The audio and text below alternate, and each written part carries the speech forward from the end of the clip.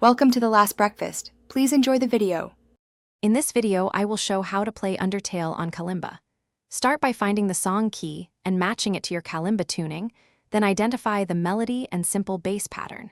Focus on one phrase at a time and practice slowly with a metronome at reduced speed. Use your thumbs to articulate notes clearly and add light dynamics for emotion. Gradually increase tempo until the full phrase feels natural and musical.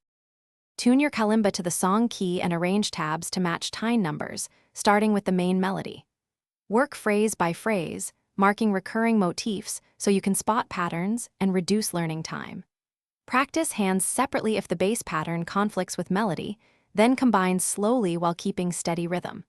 Use small loops and pauses to fix tricky transitions, and reward progress with short runs through smoother sections. Develop consistent right and left thumb alternation to keep steady rhythm, and use hammer-ons for quick note pairs to preserve flow. Practice small sections on loop with a metronome, increasing speed by 5 to 10% only after accuracy is solid.